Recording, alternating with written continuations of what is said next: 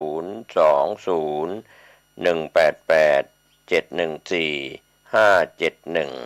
ดต่อสอบถามร่วมทำบุญได้ที่พระครูภาวนาโสภิตเจ้าอาวาสวัดบ้านเราพระเจ้าตากเขียวโทรศัพท์0969525159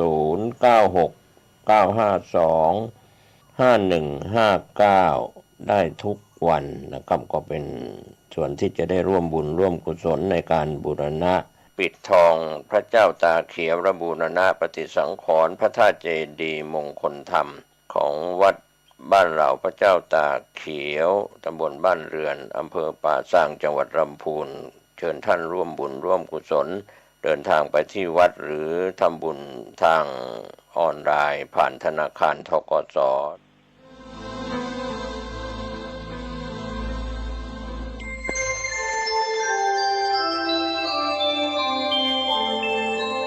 ขณะนี้ท่านกำลังฟังสถานีวิทยุกระจายเสียง FM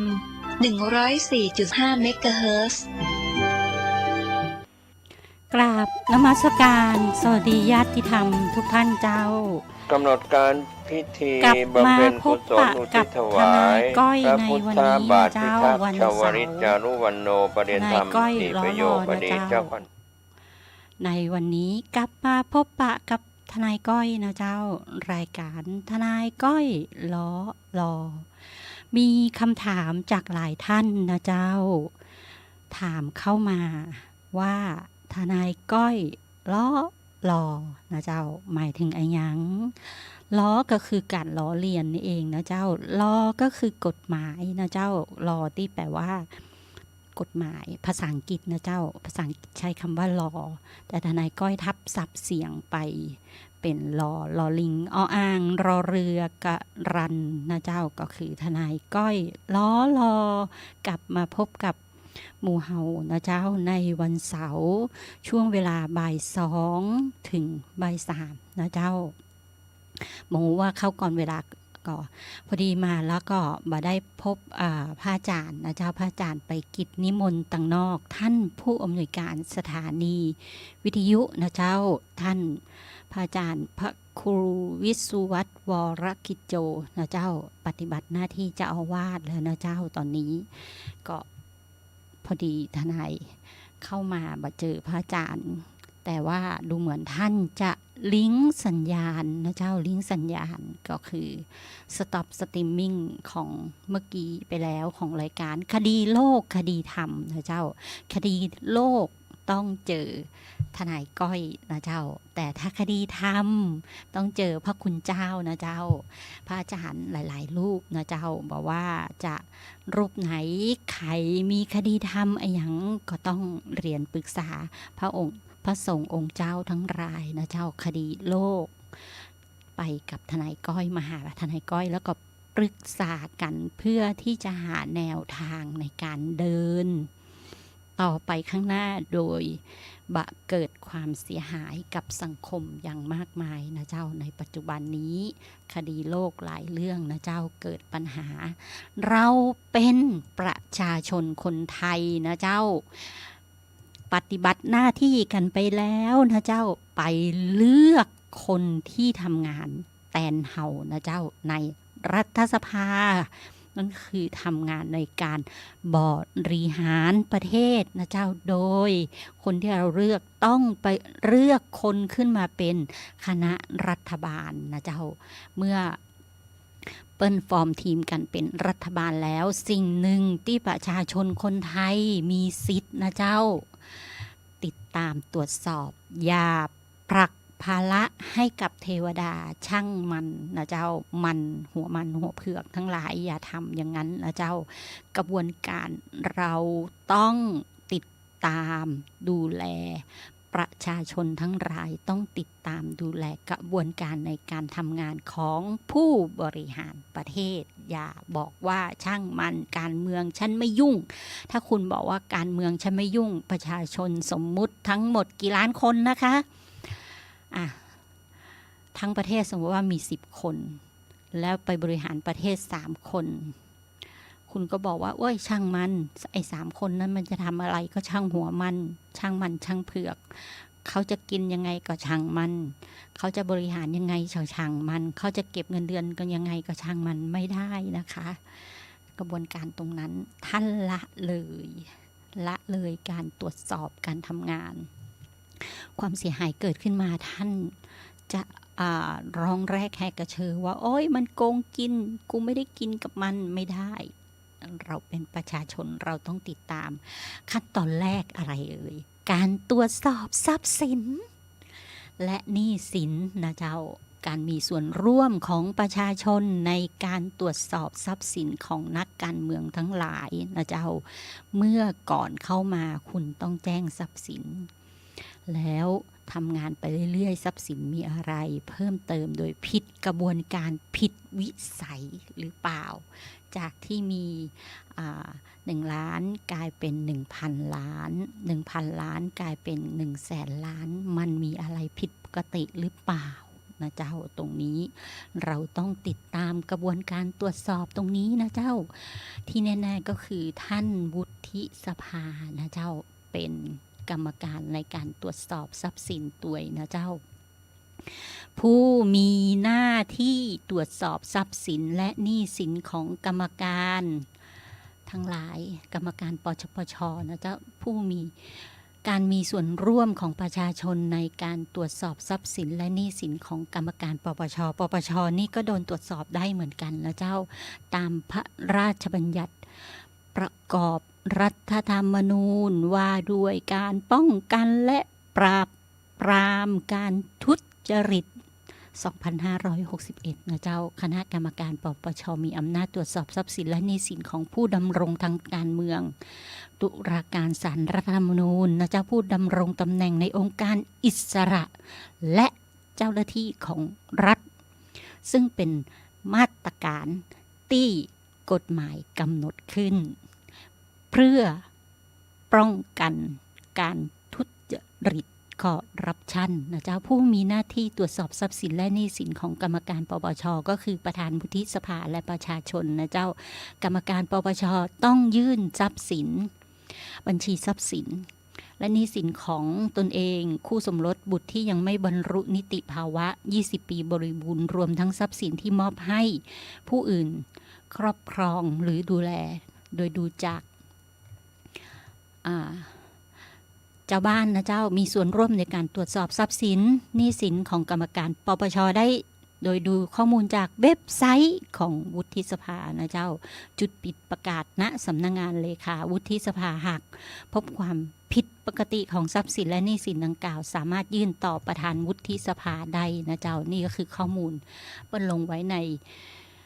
เพจของวุฒิสภาทนายก้อยก็เอามาเล่าให้หมู่เฮาฟังนะเจ้าว่ากระบวนการตรวจสอบทรัพย์สินของปปชนะเจ้า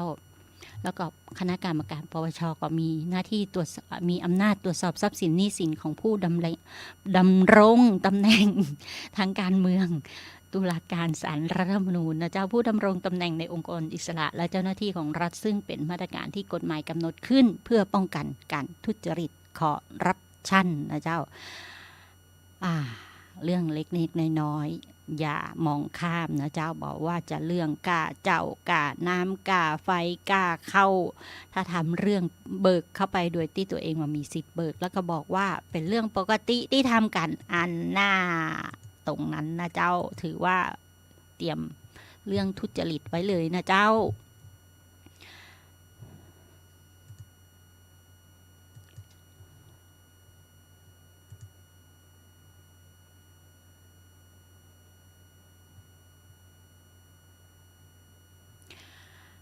หน้าที่ของวุฒิสภามีอย่างแหมพ่องนะเจ้าวุฒิสภาเนี่ยเจ้ามีหน้าที่และอำนาจของวุฒิสภาในการให้ความเห็นชอบและการเลือกคือบุคคลดำรงตำแหน่งในองค์กรรัฐธรรมนูญและกฎหมายอื่นนะเจ้าวุฒิสภามีหน้าที่และอำนาจในการให้ความเห็นชอบเลือกบุคคลให้ดำรงตำแหน่งในองค์กรรัฐธรรมนูญก็มี1ตามองค์กรรัฐธรรมนูญก็คือตุลาการศาลรัฐธรรมนูญ2ผู้ตรวจการแผ่นดิน3คณะกรรมการตรวจเงินแผ่นดิน4คณะกรรมการการเลือกตั้งนะเจ้า5คณะกรรมการป้องกันและปราบปรามทุจริตนะเจ้า6คณะกรรมการสิทธิมนุษยชนนะเจ้า องค์กรรัฐธรรมนูญนะเจ้าแล้วกรณีองค์กรตามกฎหมายอื่นๆล่ะวุฒิสภาให้ความเห็นชอบองค์กรไหนแหมนะเจ้าเลขาธิการคณะกรรมการป้องกันและปราบปรามการ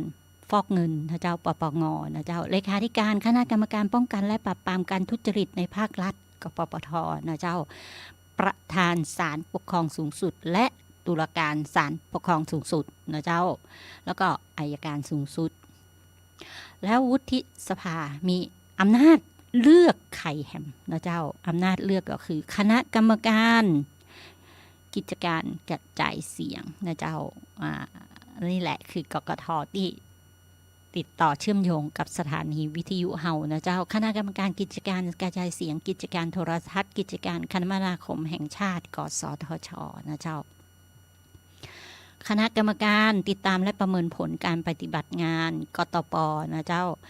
คณะกรรมการผู้ทรงคุณวุฒิในคณะกรรมการนโยบายตำรวจแห่งชาติคือกตช.นะเจ้ากรรมการข้าราชการตำรวจผู้ทรงคุณวุฒิกตร.นะเจ้ากรรมการผู้ทรงคุณวุฒิฝ่ายวุฒิสภาใน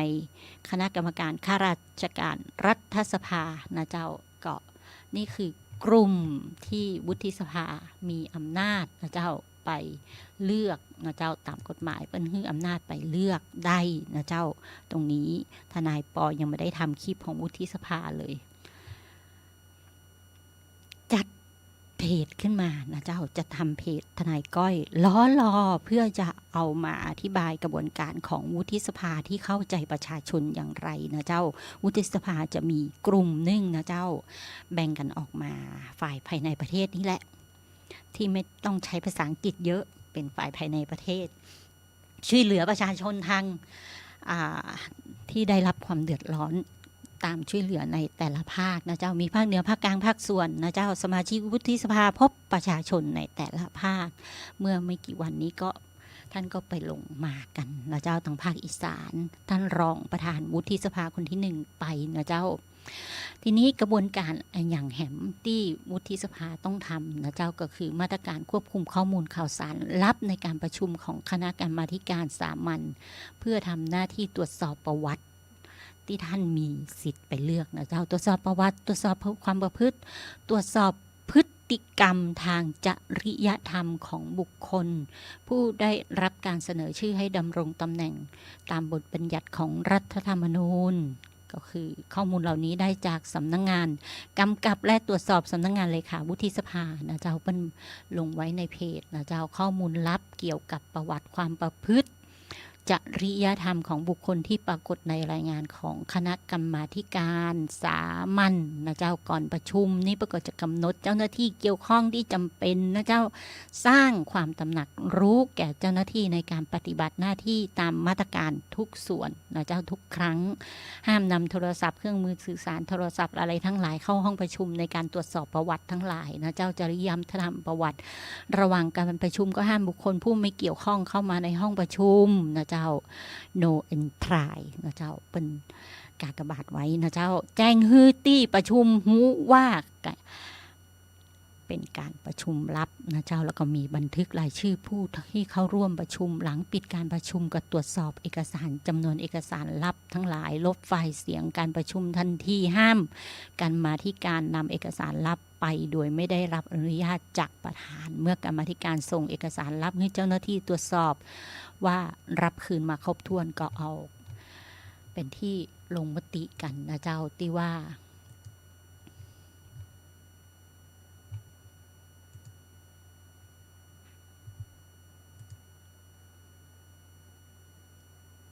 ที่สมาชิกวุฒิสภาท่านทำการคัดสรรนะเจ้าประกาศหาสมัครรับสมัครบุคคลเพื่อเข้ารับการคัดสรรเป็นผู้ดำรงตำแหน่งขององค์กรอิสระต่างๆนะเจ้าที่ท่านมีสิทธิ์มีตามกฎหมายเป็นกำหนดไว้นะเจ้าว่าเลือกใครอย่างไรที่ไหนเมื่อไรนะเจ้าก็ต้องเอามาประวัติต่างๆเข้าห้องประชุมกันกองกันออกมาภายในห้องประชุมนะเจ้าที่ทนายเล่าในช่วงแรกว่าวุฒิสภาให้ความเห็นชอบตุลาการศาลรัฐธรรมนูญผู้ตรวจการแผ่นดินคณะกรรมการเหล่านี้ก็คือเป็นจะเข้าองค์ประชุมลับของเปิ้นก่อนนะเจ้าตรวจสอบประวัติตรวจสอบภาพตรวจสอบเสียงทุกอย่าง เปิ้นทำกันบ่ให้เกิดความเสียหายต่อบุคคลนั้นตัวนะเจ้าแม้ว่าจะรู้ความลับของบุคคลนั้นมาแต่ถ้าเปิ้นก็จะปฏิเสธไปแบบบ่ได้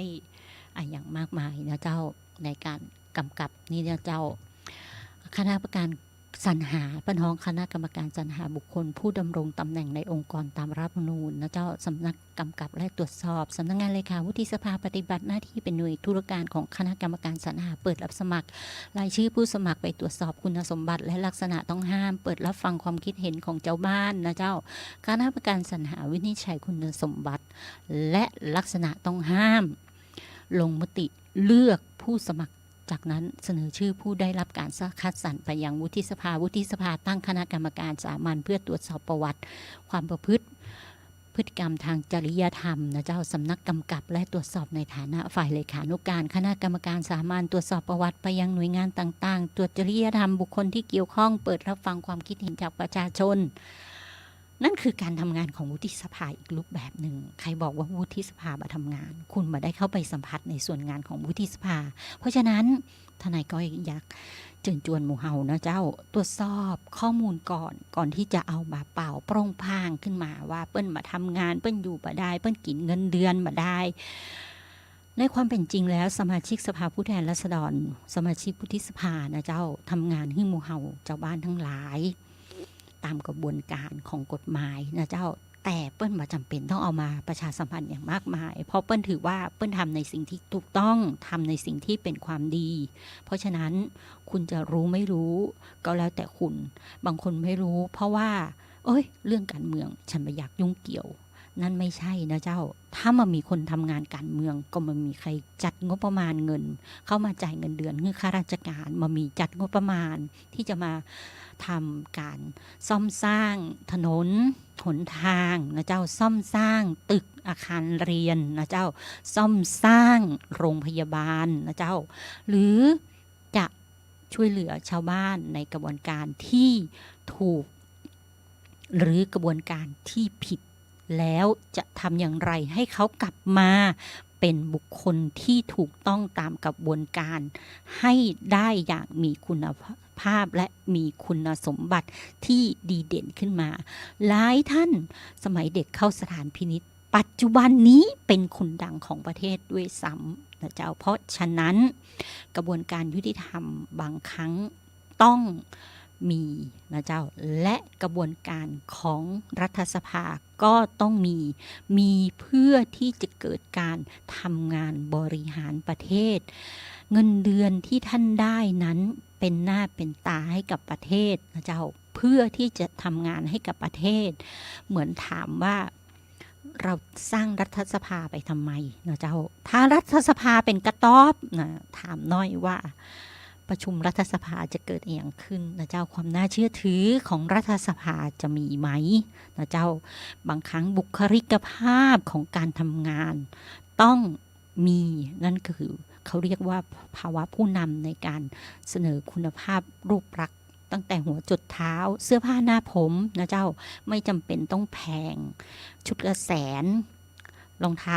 คู่ละแสนไม่จำเป็นผู้บริหารที่มีคุณภาพจะต้องบริหารเงิน 1,000 ถ้ามีเงิน 1,000 สามารถบริหารได้เสื้อผ้าหน้าผมรองเท้ากระเป๋าและการทำงานเงิน 1,000 คุณสามารถเจียดให้เป็นเงินบุญเจียดให้เป็นเงินช่วยเหลือชาวบ้านเจียดให้เป็น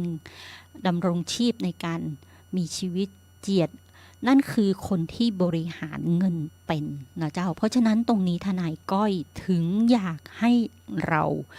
รับฟังนะเจ้าไม่ว่าเขาจะพูดยังไงรับฟังก่อนอย่าเพิ่งโจมตีอย่าเพิ่งชกอย่าเพิ่งหยุดไม่ให้เขากระทำการใดๆนะเจ้าก็คือต้องรับฟังความคิดเห็นแล้วดูว่าเขาจะทำงานกันอย่างไรเดินหน้ากันต่อไปด้วยกระบวนการของการทำงานที่ถูกต้องตามกฎหมายภายในกรอบงบประมาณที่ถูกต้องนะเจ้าบริหารจัดการงบประมาณของประเทศนั่นคือผู้บริหารประเทศนะเจ้าก็คือรัฐบาล นะเจ้ารัฐบาลจะทำอย่างไรให้ประเทศไทยมีเงินต่อไปไม่ใช่ว่าเอานโยบายของการไฟฟ้ามาลงเงินของการไฟฟ้ามาลงใช้ขององค์การโทรศัพท์เงินขององค์การโทรศัพท์ไปใช้เงินของมหาวิทยาลัยอย่างนั้นไม่ได้นะเจ้าถือว่าผิดระเบียบทางการเงินนะเจ้าตรงนี้ผิดเลยนะเจ้าถือว่าประพฤติทุจริตนะเจ้าตรงนี้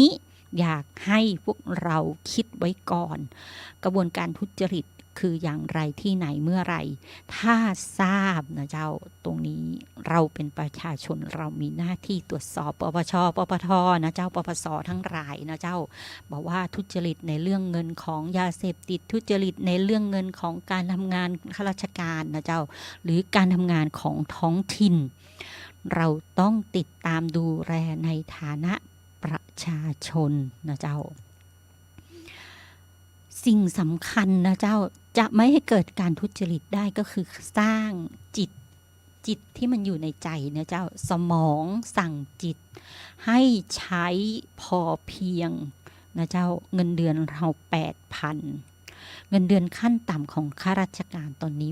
15,000 ไม่แน่ใจว่าขึ้นหรือยังนะเจ้า 15,000 เพราะฉะนั้นเราจะบริหารจัดการยังไง 15,000 ให้อยู่ในงบประมาณที่จะ1เหลือเก็บมีทำบุญนะเจ้าฝังดินก็คือทำบุญนะเจ้าแล้วก็สร้างที่อยู่อาศัยนะเจ้าซ่อมสร้างนะเจ้าอยู่ได้อย่างสุขสงบร่มเย็นจิตใจตัวเองนะเจ้าอย่าเห็นคนอื่นเขาขับเบนซ์ SLK 200วิ่งตามจะเอาเขานะเจ้าจะเอาอย่างเขาแต่ตัวเองคุณภาพการทำงานไปไม่ถึงเบนซ์ SLK 200คุณภาพการทำงานเพื่อเอิญอยู่แค่ Honda Click นะคะก็สนุกสนานกับการใช้ชีวิตอย่างไรนะเจ้าให้อยู่ในระบบการเงินของ Honda Click เหลือกินเหลือใช้นะเจ้าเมื่อเหลือกินเหลือใช้มันก็จะเหลือเก็บเมื่อเหลือเก็บก็จะกลายเป็นทรัพย์สินเมื่อเหลือเก็บเป็นทรัพย์สินถามว่าณปัจจุบันนี้โควิดมาเราไม่ได้ไปทุจริตเราไม่ได้เป็นหนี้ใครเราอยู่อย่างร่มเย็นเป็นสุขนะเจ้าตรงนี้ต้องขอบคุณสภาพแวดล้อมของครอบครัวนะเจ้าที่ท่านเจอท่านบอกว่าท่านมีเจ้านายเก่านะเจ้ารวยหลายล้านนะเจ้าแต่ว่าทำธุรกิจก็เกิดล้มละลายเพราะการเป็นหนี้ธนาคารเพราะธนาคารเอาเงินจากต่างชาติมากู้มานะเจ้าเมื่อมาทำสัญญากู้ยืมกับชาวบ้านก็คิดดอกเบี้ยสมมุติว่าเขากู้ต่างชาติมา20 บาทดอกเบี้ย10 บาทเขาก็ต้องมาเรียกเก็บเรา15 บาท20 บาทเพราะฉะนั้นตรงนี้เราใช้เงินอย่างไรให้อยู่ในกรอบการบริหารจัดการอยู่อย่างเย็นนะเจ้าอยู่อย่างสุขเห็นเขากินกาแฟแก้วละ100นะเจ้าทนายก้อยก็กินไม่ใช่ไม่กินอยู่ให้เขาเรียกว่าอะไรอยากรู้รสชาติดื่มได้กินได้แต่อย่ากินเกินจำนวนครั้งที่ศักยภาพเรามีกับเงินนั้นนะเจ้าเพราะฉะนั้นตรงนี้การสร้างศักยภาพชีวิตนะเจ้าเราไม่จำเป็นต้องให้เหมือนกับสังคมฝรั่งนะเจ้าสังคมไทยเป็นสังคมที่มีจิตเอื้อเฟื้อนะเจ้าดูแลซึ่งกันและกันนะเจ้า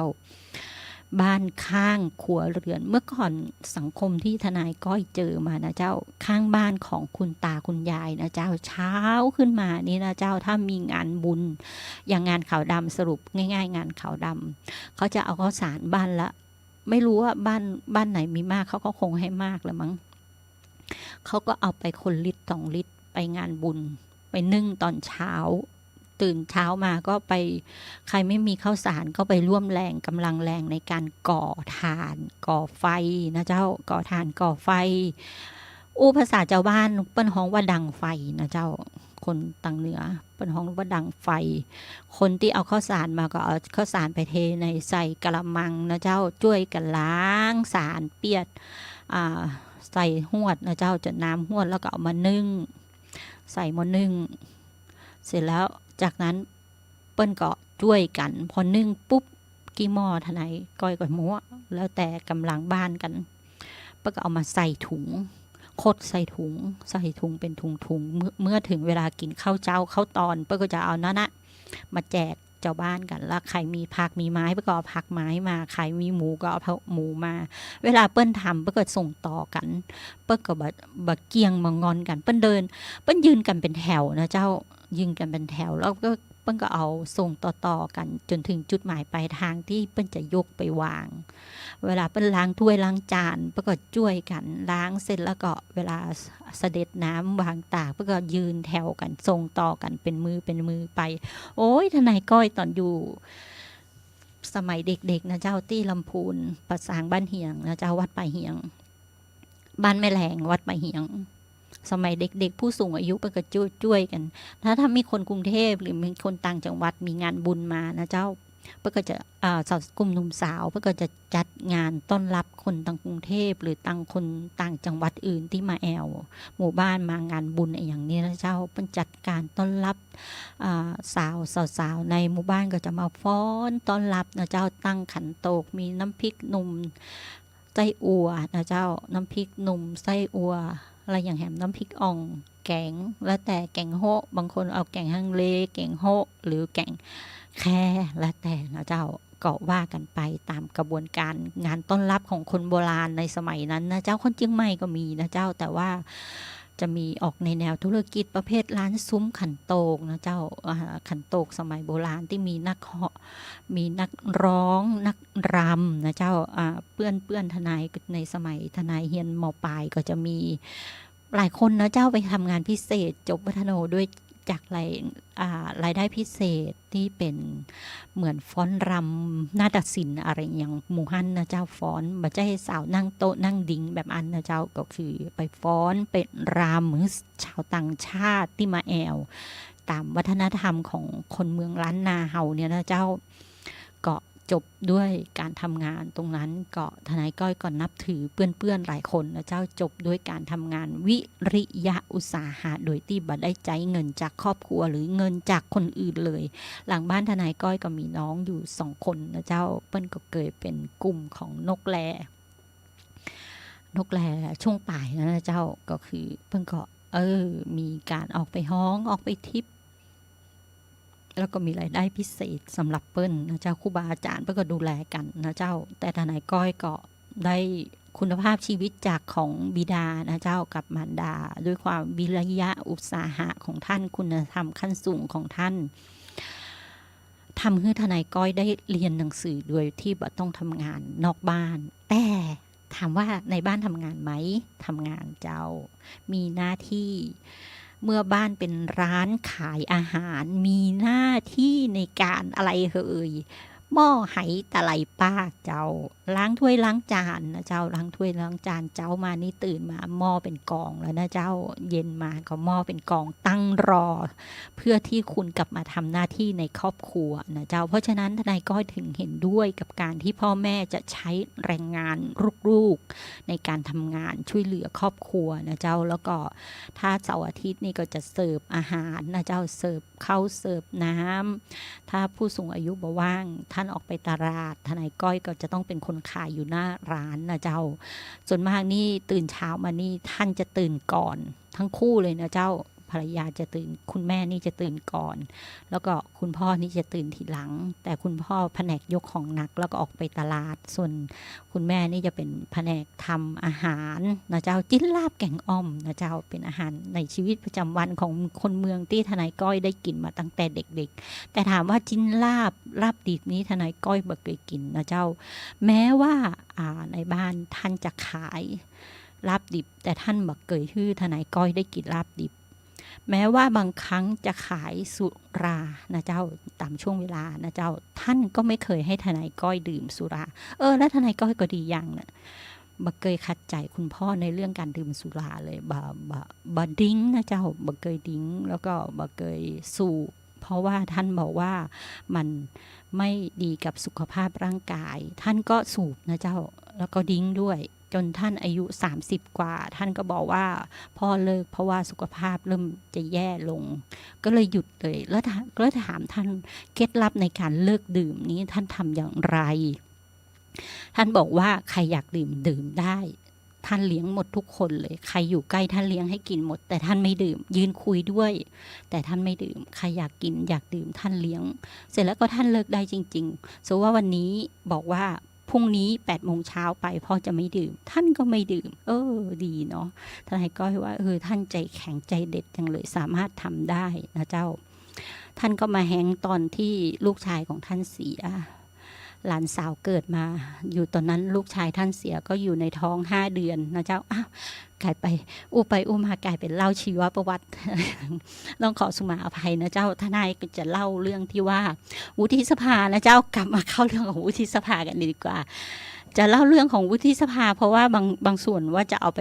ตัดต่อนะเจ้าบนคลิปทนายก้อยล้อรอเพราะว่าไหนๆก็มาจัดรายการทนายก้อยแล้วก็ขอจัดเป็นคลิปทนายก้อยล้อรอไปด้วยนะเจ้าวุฒิสภามีหน้าที่คัดเลือกองค์กรอิสระตามรัฐธรรมนูญนะเจ้าเมื่อคัดเลือกเสร็จแล้วก็เอาไปเข้าห้องประชุมได้รายชื่อก็เข้าห้องประชุมรับสืบประวัติกันประชาชนคนไหนเห็นด้วยไม่เห็นด้วยนะเจ้าลงมติกันนะเจ้าคณะกรรมการสามัญนะเจ้าคณะกรรมาธิการสามัญตรวจสอบประวัติความประพฤติและพฤติกรรมทางจริยธรรมนะเจ้าสำนักงานกำกับนะเจ้าและตรวจสอบในฝ่ายเลขานุการคณะกรรมาธิการสามัญตรวจสอบประวัตินะเจ้าไปยังหน่วยงานต่างๆนะเจ้าตรวจจริยธรรมไปยังบุคคลที่เกี่ยวข้องเปิดรับความคิดเห็นจากประชาชนนะเจ้าวุฒิสภาพิจารณารายงานของคณะกรรมาธิการสามัญและลงมติให้ความเห็นชอบนะเจ้าประธานวุฒิสภาในนำความกราบบังคมทูลเพื่อทรงแต่งตั้งผู้ได้รับความเห็นชอบและลงนามรับสนองพระบรมราชโองการนะเจ้าก็คือนอกจากคัดสรรบุคคลที่ดำรงตำแหน่งในองค์กรตามรัฐธรรมนูญแล้วนะเจ้าคณะกรรมการสรรหาแล้วนะเจ้าโดยคณะกรรมการสรรหาแล้วผู้ดำรงตำแหน่งกรรมการเลือกตั้งนะเจ้าตุลาการรัฐธรรมนูญบางส่วนจะต้องถูกคัดเลือกจากที่ประชุมใหญ่ศาลฎีกาหรือที่ประชุมใหญ่ตุลาการในศาลปกครองสูงสุดตัวยนะเจ้าซึ่งคนที่จะได้รับการเรื่องนี้ต้องผ่านกระบวนการของวุฒิสภาเหมือนกันเช่นกันนะเจ้าเพราะฉะนั้นข้อมูลนี้เป็นข้อมูลของสำนักงานกำกับตรวจสอบโดยสำนักงานเลขาวุฒิสภานะเจ้านี่คืองานของวุฒิสภาที่เปิ้นทำกันนะเจ้าแล้วมีอย่างแหมมีสัปปะอย่างเลยนะเจ้าเยอะแยะตะแปะไก่เลยนะเจ้าแล้วคำว่าเยอะแยะตะแปะไก่นี่มันมากมายมหาศาลเอาจริงๆหลักในการพูดนะเจ้าเปิ้นบอกว่าห้ามพูดคำที่ซ้ำหรือวนเวียนนะเจ้าแต่ทนายก้อยก็เผลอโดยประจำนะเจ้างานของวุฒิสภาเกี่ยวกับกระบวนการองค์กรอิสระนะเจ้าคัดเลือกองค์กรอิสระนะเจ้าแล้วประชาชนล่ะการมีส่วนร่วมของประชาชนในกระบวนการได้มาซึ่งผู้ดำรงตำแหน่งนะเจ้าในศาลรัฐธรรมนูญและองค์กรอิสระตามรัฐธรรมนูญประชาชนสามารถมีส่วนร่วมโดยติดตามกระบวนการได้มานะเจ้านี่คือการที่ประชาชนต้องมีส่วนร่วมนะเจ้าตรวจสอบทุกฝ่ายเพราะว่าสวหน่วยงานองค์กรอิสระนะเจ้าเพื่อให้ได้มานะเจ้าโดยติดตามกระบวนการได้มาซึ่งผู้ดำรงตำแหน่งในศาลรัฐธรรมนูญและองค์กรอิสระตามรัฐธรรมนูญได้ที่มาหน้าหลักของเว็บไซต์ของวุฒิสภานะเจ้าเข้ามี2กระบวนการก็คือกระบวนการสรรหาของคณะกรรมการสรรหานะเจ้าประชาชนสามารถส่งข้อมูลข้อเท็จจริงเกี่ยวกับคนที่สมัครไปยังคณะกรรมการสรรหาเพื่อเป็นข้อมูลประกอบดุลพินิจของคณะกรรมการสรรหาในการคัดสรรในการคัดเลือกผู้สมัครเป็นผู้ได้รับการเสนอชื่อต่อวุฒิสภาทั้งนี้ต้องส่งภายในเวลาที่กรรมการสรรหากำหนดเวลาไว้นะเจ้าถ้ากรรมการสรรหากำหนดไว้แล้วคุณเลยเวลากำหนดนะเจ้าเพราะฉะนั้นก็ตันและอันที่2กรอบที่2ครั้งที่2กรรมการให้ความเห็นชอบของวุฒิสภานะเจ้าบ้านส่งข้อมูลข้อที่จริงเกี่ยวกับผู้ได้รับการเสนอชื่อไปยังคณะกรรมการเจ้าเพื่อคณะกรรมการ แม่ทำไมเป็นแบบนี้ไปยังคณะกรรมาธิการสามัญเพื่อทำหน้าที่ตรวจสอบประวัตินะเจ้าที่วุฒิสภาแต่งตั้งขึ้นเพื่อเป็นข้อมูลประกอบดุลพินิษของสมาชิกวุฒิสภาในการพิจารณาให้ความเห็นชอบ หรือไม่ให้ความเห็นชอบผู้ได้รับการเสนอชื่อในที่ประชุมวุฒิสภาทั้งนี้ต้องส่งภายในระยะเวลาที่คณะกรรมาธิการกำหนดนะเจ้าเพราะฉะนั้นตรงนี้เราต้องติดตามดูนะเจ้าเป็นหน้าที่ของเจ้าบ้านเลยที่จะต้องเข้าไปเข้าไปก่อยนะเจ้าบอกว่าจะสวหรือบอกว่าปปชนะเจ้าก็ต้องโดนตรวจสอบองค์กรอิสระก็ต้องโดนตรวจสอบใครทำงานที่ไหนอย่างไรเมื่อไหร่ผลการทำงานเป็นอย่างไรดีควรชื่นชมนะเจ้าถ้าไม่ดีเหตุผลที่ไม่ดีเพราะอะไรต้องเหตุตามกฎหมายนะเจ้าไม่ใช่เหตุผลที่ไม่ดีเพราะไม่ถูกอำเภอใจ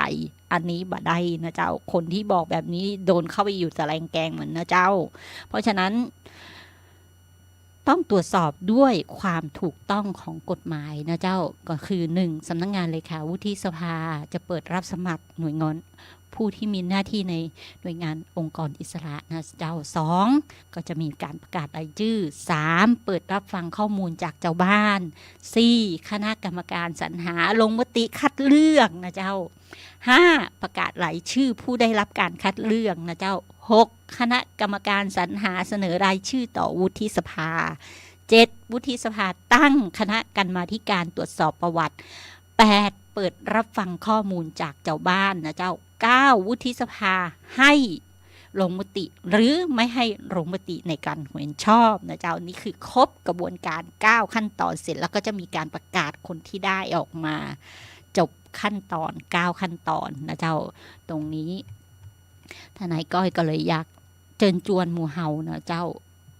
พยายามติดตามข่าวสารอย่าละเลยข่าวสารทั้งนักการเมืองที่พวกเราบอกว่าเสียงข้างมาก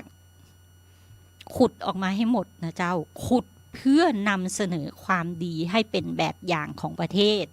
แล้วก็ขุดเพื่อนำเสนอสิ่งที่ไม่ดีเพื่อตรวจสอบไม่ให้เกิดการทุจริตงบประมาณของประเทศจะได้ไม่เสียหายนี่คือหน้าที่ของประชาชนนะเจ้ารัฐธรรมนูญเพิ่นกำหนดไว้นะเจ้าอย่าละเลยตามรัฐธรรมนูญเพิ่นกำหนดไว้ในทุกอย่างชีวิตประจำวันตั้งแต่หัวจุดเท้านะเจ้ารัฐธรรมนูญไม่ได้กำหนดไว้กฎหมายอาญาเพิ่นก็กำหนดไว้นะเจ้ากฎหมายแพ่งก็กำหนดไว้หน้าที่ของคนไทยนะเจ้าสภาพบุคคลเริ่มแต่เมื่อคลอดแล้วอยู่รอดเป็นทารกสภาพบุคคลเริ่มตั้งแต่เมื่อคลอดแล้วอยู่รอดนะเจ้าตั้งแต่มีชีวิตลมหายใจแรกนั่นคือสภาพบุคคลของคนเกิดนะเจ้าเมื่อมีสภาพบุคคลของคนเป็นคนเกิดแล้วเป็นกฎหมายแพ่งต่อไปในเกิดไปต่อในคดีอาญาได้อย่างไรชีวิตเมื่อเกิดมาอยู่รอดแล้วคดีอาญาเกิดหน้าที่อุปการและเลี้ยงดูบุตรนะเจ้าถ้าบุตรบีบลมไม่ใช่พระแม่บีบลมหายใจลูกที่เกิดมาถึงวินาทีกฎหมายอาญาเพิ่งก็บอกว่ามีเจตนาฆ่าแล้วนะเจ้าตรงนั้นเพราะฉะนั้นอะไรก็ตามที่ขัดต่อจารีตประเพณีท้องถิ่นที่ขัดต่อศีลธรรมนะเจ้าศีล5นี่นะเจ้าคือกฎหมายอาญานะเจ้าแต่อย่างที่บักขัด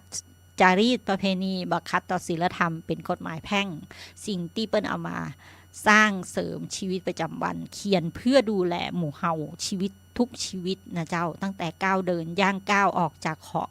ตองป่อตองแม่มานะเจ้าถามว่า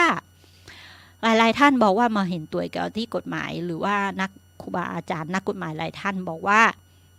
ก็มันเป็นหน้าที่ของพ่อของแม่จะต้องเลี้ยงดูลูกถูกต้องเป็นหน้าที่แต่ถ้าท่านมีหน้าที่แล้วท่านไม่มีคุณธรรมล่ะเราต้องมองให้ออกนะเจ้าเพราะว่าท่านมีคุณธรรมขั้นสูงสุดยอดเลยอะคลอดเราที่ทำให้ท่านเจ็บปวดเจียนตายอะพี่ง่ายคลอดออกจากท้องพ่อท้องแม่มาใครมั่งไม่ทำให้พ่อแม่เจ็บปวดลูกทุกคนทำให้พ่อแม่เจ็บปวดแต่เมื่อความเจ็บปวดนั้นหายไปแล้วความปิติที่ทำให้ลูกตัวเองมีชีวิตอยู่รอดอะลองนึกภาพดูอะใครเด็กคนไหนเคยไปห้องพยาบาลห้องคลอดไหมเคยไปดู ไม่ต้องไปห้องพยาบาลห้องคลอดหรอกไป เปิด YouTube อะฝรั่งเขาจะชอบทำคลิป YouTube ขึ้นมาเพื่อที่จะให้ดูว่าคลอดในน้ำคลอดในห้องคลอดและสภาพ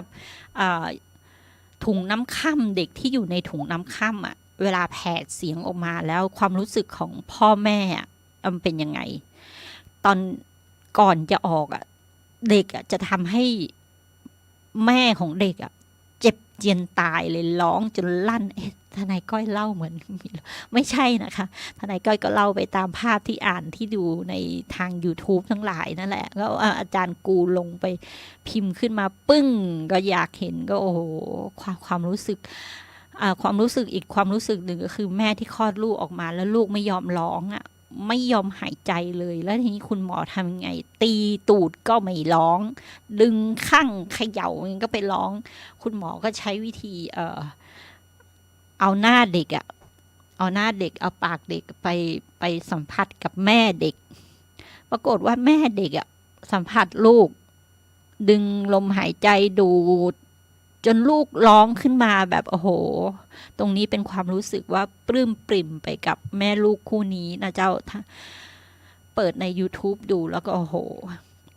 นั่นก็คือเมื่อแรกลมหายใจที่ร้องแวกกรีดร้องลั่นของเด็กคือสภาพสภาพชีวิตของคนเกิดและพออยู่รอดก็คือเป็นสภาพบุคคลสิทธิ์ต่างๆก็จะเกิดทันทีนะเจ้าสิทธิ์ที่จะได้รับการอุปการะเลี้ยงดูจากมารดานะเจ้าแต่ถ้าเด็กร้องขึ้นมาแวะเสร็จแล้วพยาบาลที่ทำคลอดเอาไปอาบน้ำเพิ่นในการอาบน้ำนั้นพยาบาลทำให้เด็กสำลักน้ำและเด็กตายมารดามีสิทธิ์นะเจ้าแม่มีสิทธิ์เรียกค่าสินไหมทดแทนกรณีประมาทเลินเล่อเป็นเหตุให้เด็กถึงแก่ความตายจากพยาบาลที่ทำให้เด็กที่อาบน้ำเด็กและถึงแก่ความตายตรงนั้นนี่คือสิทธิ์ตามกฎหมายที่แม่จะได้นะเจ้าถามว่าแล้วเด็กจะได้สิทธิ์อะไรเด็กก็ได้สิทธิ์นะเจ้าสมมุติว่าถ้าเด็กรอดมาจนมีชีวิตอยู่ได้1 สัปดาห์เผอิญพยาบาลผิดพลาดพยาบาลผิดพลาดขออภัยนะยกเป็นเคสตัวอย่างเพื่อกระบวนการของกฎหมายไม่ได้ว่าพยาบาลนะเจ้าพยาบาลผิดพลาดเพิ่นฉีดยาผิดหลอดวางยาเอายาของคนหนึ่งไปใส่ของคนหนึ่งยาโรคหัวใจคนหนึ่งไปใส่ยาโรคของความดันเบาหวานยาความดันเบาหวานไปใส่ยาโรคหัวใจสลับหลอดยากันแล้วปรากฏว่าผลข้างเคียงของยานั้นไปเกิดให้ผู้ป่วยที่เป็นแม่ของเด็กตายถามว่าเด็กเรียกค่าสินไหมทดแทนจากพยาบาลนั้นได้เด็กมีสิทธิ์เรียกค่าอุปการะเลี้ยงดูค่าขาดไหลจนโตได้นะเจ้าจากพยาบาลคนนั้นจากโรงพยาบาลที่เป็นผู้บังคับบัญชานั้นได้ตัวยนะเจ้านี่คือสิทธิ์กลับไปกลับมาเป็นหน้าที่เหมือนกันนะเจ้าถามว่าเด็กก็มีหน้าที่ในการที่จะทำงานหลังจากเกิดมานะเจ้าทุกอย่างสิทธิ์ทุกอย่างนี่มีหมดนะเจ้าเพราะฉะนั้นกระบวนการของกฎหมายเขียนไว้ตามความเป็นจริงของชีวิตนะเจ้าเพื่อที่จะกำกับให้พวกเราไม่ประมาทเลินเล่อนะเจ้าสิทธิ์ทั้งหมดทั้งมวลก็จะได้เด็กคนนั้นก็จะได้สิทธิ์ในการรับการอุปการะเลี้ยงดูจากมารดาจากบิดานะเจ้าถ้าหากขาดบิดาขาดมารดาใครจะมาดูต่อก็ญาติผู้ใหญ่นะเจ้าญาติทางสายเลือดอาจจะเป็นพี่สาวพี่ชายนะเจ้าหรือคุณน้าคุณอาทั้งหลายกลายเป็นผู้ปกครองนะเจ้าเขาเรียกว่าผู้ปกครองกรณีที่ไม่มีบิดามารดาแต่ถ้าผู้ปกครองไม่รับอุปการะเลี้ยงดูหน่วยงานทางราชการก็จะเข้าไปมีส่วนในการดูแลนะเจ้าพัฒนาสังคมจังหวัดนะเจ้าพัฒนาสังคมอำเภอก็ว่ากันไปแต่ถ้าเด็กเกิดมาแล้วพิการแล้วก็พิการก็จะได้สิทธิ์คนพิการสมมุติว่าหูหนวกก็สิทธิ์คนพิการก็จะได้ตาบอดก็จะได้สิทธิ์คนพิการเพราะฉะนั้นตรงนี้สิทธิ์ทุกสิทธิ์เกิดขึ้นเมื่อคุณมีลมหายใจนะเจ้าเพราะฉะนั้นคุณบอกว่ามันเป็นกฎหมายเรียนยากไม่รู้เรื่องมันไม่ใช่ทนายงงเลย กับพวกเราอ่ะมันจะไปยากอะไรในเมื่อมันคือชีวิตทั้งชีวิตของคุณทุกส่วนทุกอย่างเขาเขียนเกี่ยวกับกระบวนการมีชีวิตตั้งแต่เกิดจนคลอดตั้งแต่เกิดจนตายนะเจ้าสภาพบุคคลแล้วก็จะมีเรื่องอะไรอ่ะปู่ย่าตายายสิทธิ์ของปู่ย่าตายายนั่นเรียกว่าทายาทโดยธรรมนะเจ้าทายาทโดยธรรมสิทธิ์ของคนเป็นลูกนะเจ้าลูกของลูกก็หลานหรือทายาทโดยธรรมก็มันภาษาชาวบ้านก็บอกว่าทายาทภาษาไทยนะเจ้าบอกว่าทายาทโดยธรรมเปิดพจนานุกรมดูนะเจ้าแต่ถ้าเป็นภาษาหมู่เฮากับภาษาชาวบ้านก็พี่น้องสายเลือดเดียวกันก็มีสิทธิ์ได้แต่พี่น้องสายเลือดเดียวกันจะมามีสิทธิ์ได้กรณีที่พี่น้องไปจดทะเบียนสมรสแต่งงานกับได้เมียหรือได้สามีแล้วนะเจ้าเปิ้ลก็จะบอกพี่ตัดพี่น้องตัดน้องทันทีลูกตัดพี่มีลูกตัดพี่ตัดน้องเพราะว่าอย่างลูกจะเป็นสิทธิ์ที่ใกล้กว่าลูกเป็นไส้งิมนะเจ้าไส้งิมตัดกันออกมานะเจ้าเพราะฉะนั้นจะได้สายสัมพันธ์ของสายเลือดนั่นเองเมื่อสายสัมพันธ์ของสายเลือดก็ต้องได้สายสัมพันธ์ของทรัพย์สินมานะเจ้าแต่ว่าถ้าเป็นลูกของน้าอีกนะเจ้าลูกของน้าจะมาเอาทรัพย์สินของป้าอย่างอีมันมาใจนะเจ้าเพราะมันใจไส้งิมนะเจ้าเอาไส้งิมก่อนไส้งิมต่อกันมาก่อนเมื่อมีไส้งิมถามว่าคุณจะได้คุณมีสิทธิ์ได้นะเจ้าเพราะว่าถูกตัดไปแล้วตั้งแต่มีลูกนะเจ้านอกจากว่าคุณจะใช้กระบวนการกำลังภายในอิทธิฤทธิ์บางอย่างกูไม่อยากให้มันได้อะไรอย่างประมาณนั้นนะเจ้าเหมือนในนิยายเลยนะเจ้าคุณดูนิยายนั่นแหละคือเอามาเรียบเรียงเป็นเขียนกฎหมายเป็นเรื่องเป็นราวได้นะเจ้าทนายที่เขียนนิยายโด่งดังในระดับโลกนะเจ้าคือจอห์นกิสแฮมทนายก้อยเคยเอาไปอ่านโอ้โหติดมากเลยนะเจ้าบอดสามารถจะวางได้เลยในช่วงที่ทั้งที่เฮียนลามแล้วจะสอบอยู่แล้วอะเอานิยายมาอ่านแล้วก็ของแล้วท่านถ้าเป็นท่านอื่นแปลก็บอกม่วนเต้าท่านเจริญวัฒนศิลป์นะเจ้าท่านเจริญวัฒนศิลป์เอานิยายของจอห์นคิสแฮมมาแปลเขียนเรียบเรียงเป็นภาษาไทยโอ้อ่านแล้วสนุกมากทนายยังติดงอมแงมเลยหลายเล่มที่แน่ๆเดอะเฟิร์มอีนะเจ้าแล้วตะกอนนี่ยังแฮมหลายเล่มทนายก้อยก็เอามาฟังนะเจ้าเป็นแง่คิดชีวิตของเรานะเจ้าในการทำงานหลายๆอย่าง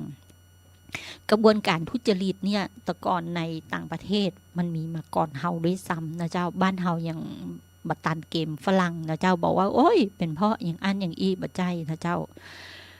เฮาลอกเรียนกฎหมายมาจากต่างประเทศตั้งแต่สมัยในพระบาทสมเด็จพระเจ้าอยู่หัวในรัชกาลที่5นะเจ้าเนื่องจากว่าตอนนั้นฝรั่งเศสก็เข้าไทยนะเจ้าเยอรมันก็เข้าไทยเอาล่ะเปิ้นเข้ามาเฮาจะทำกิจการค้าอย่างใดจะเอากฎหมายมาตัดสินจะไปขึ้นศาลประเทศเปิ้นก็มันก็บ่ได้ถูกเนาะต้องขึ้นศาลประเทศเฮาอ่ะในหลวงเฮาเก่งที่สุดเลยนะเจ้าบอกว่าพระองค์ใดนะเจ้าทรงเห็นการไกลนะเจ้าแล้วก็ทรงพระราชโอรสไปเรียนต่างประเทศกลับมาเพื่อจะนำความรู้นั้นมาใช้พัฒนาประเทศนะเจ้าอย่างพระองค์ระพีก็เป็นพระบิดากฎหมายไทยนะเจ้าอย่างพระองค์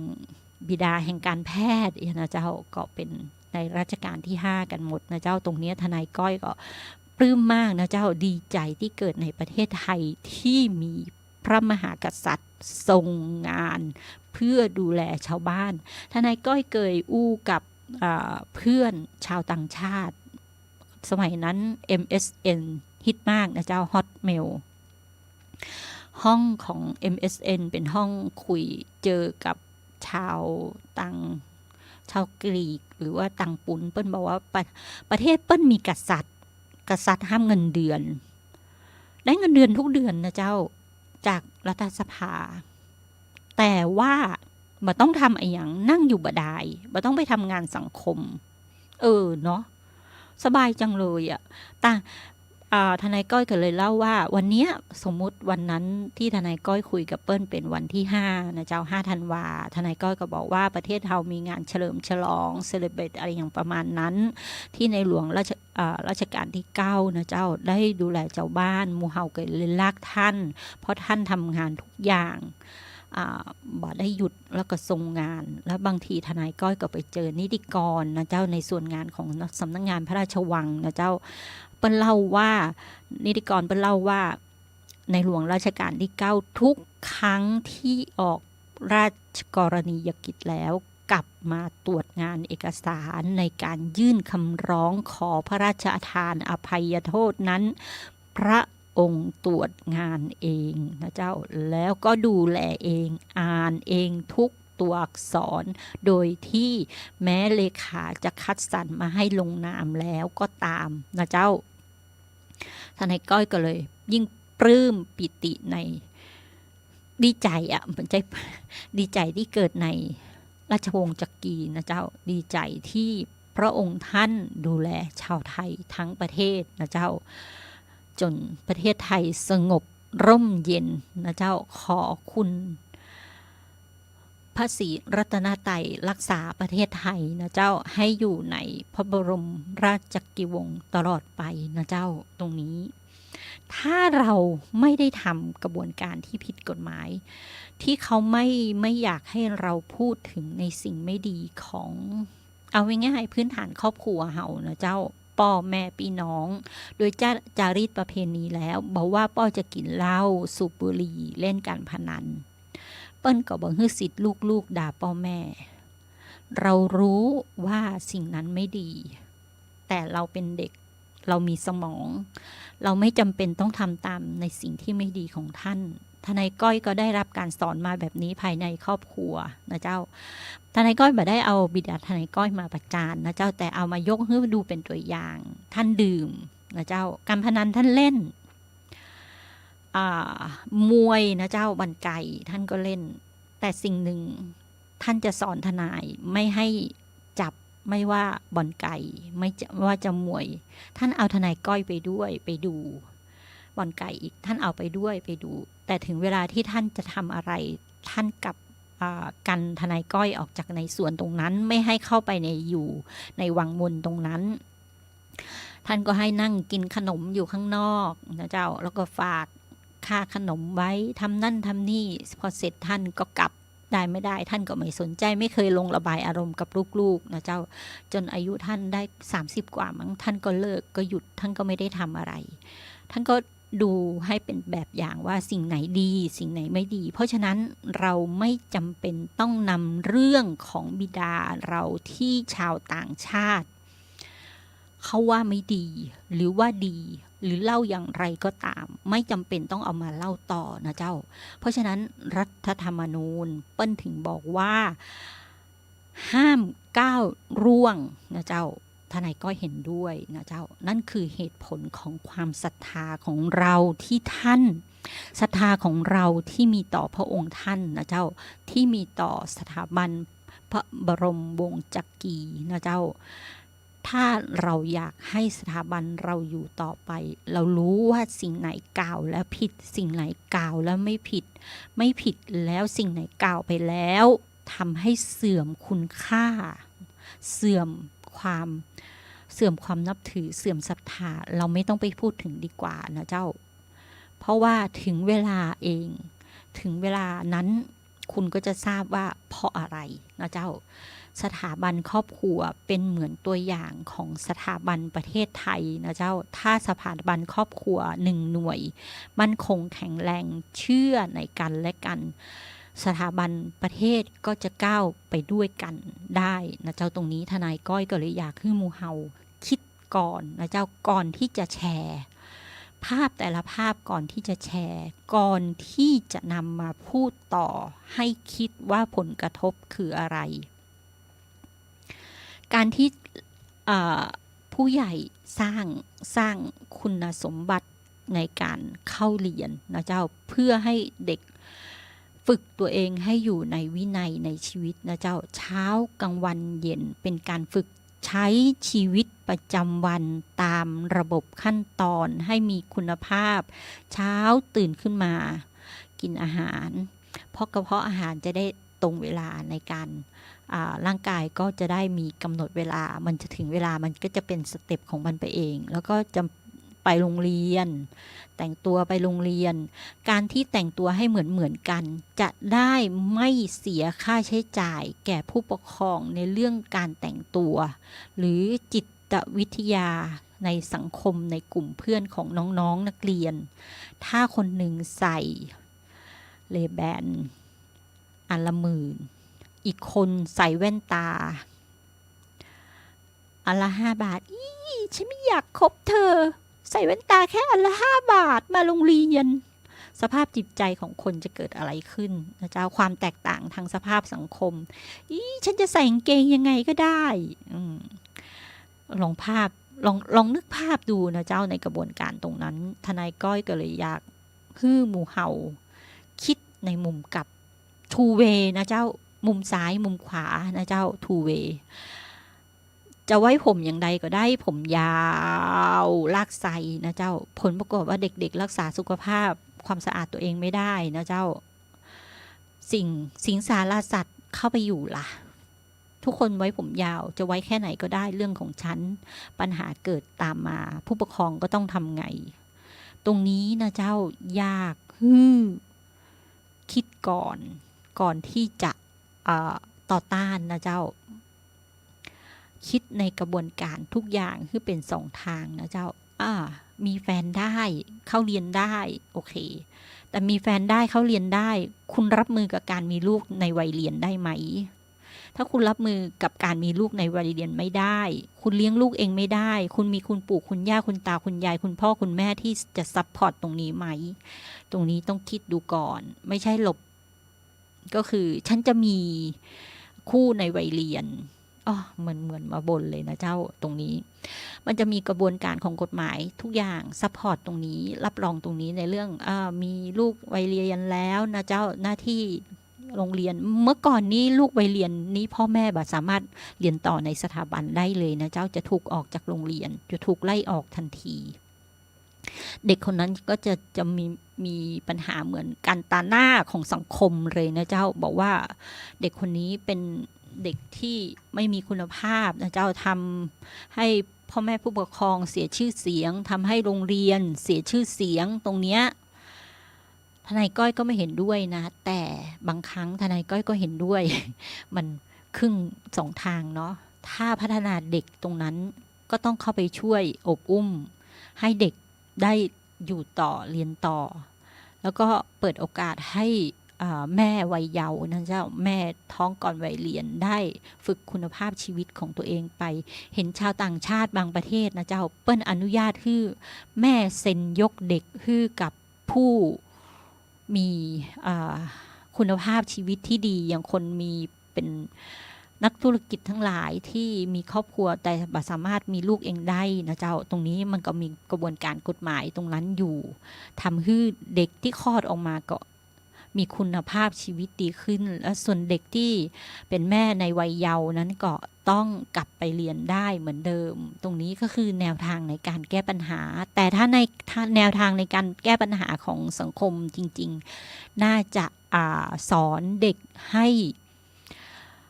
ทำคุณภาพชีวิตตัวเองอย่าเพิ่งก้าวล่วงตัวเองในวัยที่จะทำให้เสียหายมากที่สุดในวัน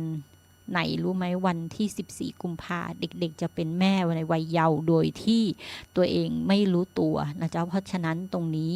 ต้องฝึกคุณธรรมในจิตใจของเด็กผู้ชายก่อนและคุณธรรมในจิตใจของเด็กผู้หญิงทั้งคู่นะเจ้าให้รู้ว่าตัวเองยังไม่พร้อมในการที่จะสร้างความสัมพันธ์ในฐานะเพศสัมพันธ์ให้สร้างความสัมพันธ์มิตรภาพของเพื่อนนะเจ้าเพื่อนที่จะดูแลเทคแคร์กันไปก่อนนะเจ้าอย่าเพิ่งเรียนรู้ไว้ถ้าจะเรียนรู้ในเพศสัมพันธ์ก็ควรไปเรียนรู้หลังจากคุณจบปริญญาตรีก่อนจะดีกว่านะเจ้าตรงนี้อยากเชิญชวนหมู่เฮานะเจ้า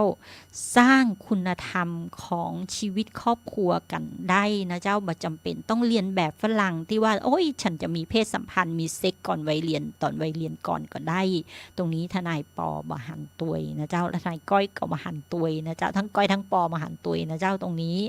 เรียนรู้ชีวิตด้วยคุณธรรมของคนวัฒนธรรมคนไทยกันดีกว่านะเจ้าแล้วก็ท้ายสุดนี้หมดเวลาอาทิตย์หน้า ก็มาต่อเรื่องงานของวุฒิสภากันต่อนะเจ้าอาทิตย์นี้เป็นงานของวุฒิสภาในการเลือกหน่วยงานองค์กรอิสระทั้งหลายนะเจ้าก็มีกับ8-9 กระบวนการทั้งหลายนะเจ้าก็ตรงนี้ประชาชนเฮาก็มีหน้าที่ร่วมในการตรวจสอบตัวนะเจ้าก็หมดเวลาสำหรับทนายก้อยแล้วทนายก้อยรอก็วิ่งกลับบ้านก่อนนะเจ้าวิ่งแว้นนะเจ้าเพลินมีเจยอคุณภาพชีวิตของทนายก้อยอยู่ที่จักรยานยนต์นะเจ้าโอเคนมัสการลาและสวัสดีญาติธรรมทุกท่าน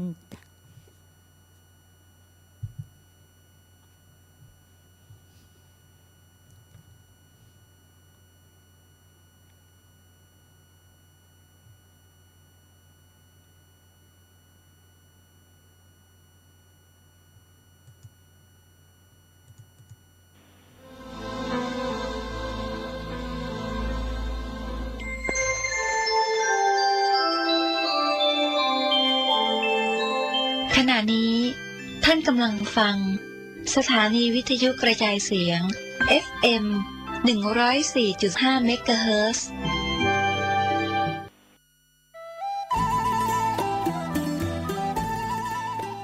กำหนดการพิธีบำเพ็ญกุศลอุทิศถวายพระพุทธบาทพิทักษ์ท่านกำลังติดตามรับฟังสถานีวิทยุกระจายเสียงพระพุทธศาสนาแห่งชาติและสังคมคลื่นเพื่อการศึกษาพระพุทธศาสนาและวัฒนธรรมระบบ FM 104.5 เมกะเฮิรตซ์รายการต่อไปเป็นรายการศึกษาธรรมนำสุขดำเนินรายการโดยพันเอกตนัสเดชะ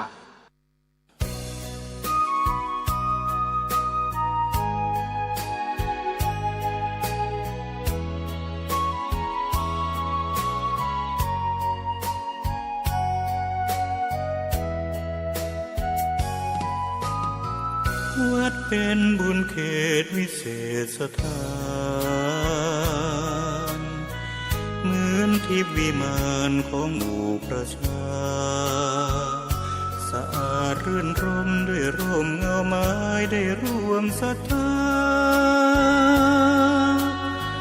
สมเป็นศาลาแหล่งพักพิงใจ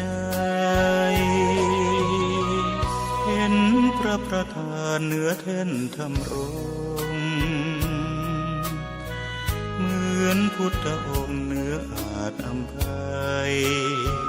แผ่ธรรมจุนเจืออุเพื่อเราพ้องปัดป้องปวงภัยขอน้อมดวงใจกราบไหว้วันทาวัดเล็กหรือใหญ่นั้นไม่สำคัญวัดเท่าเทียมกันด้วยแรงพัฒนาพระทรงเคร่งครัดทำกิจวัตรทุกวันเวลามีจิตเมตตาต่อชาวสังคมระฆังกังวานขานเร่งศรัทธาคิดพัฒนาวัดให้เหมาะสมดื่มด่ำธรรมะขจัดตัณหาอย่าติดอารมณ์ขอเชิญชื่นชมสู่ร่มอาราม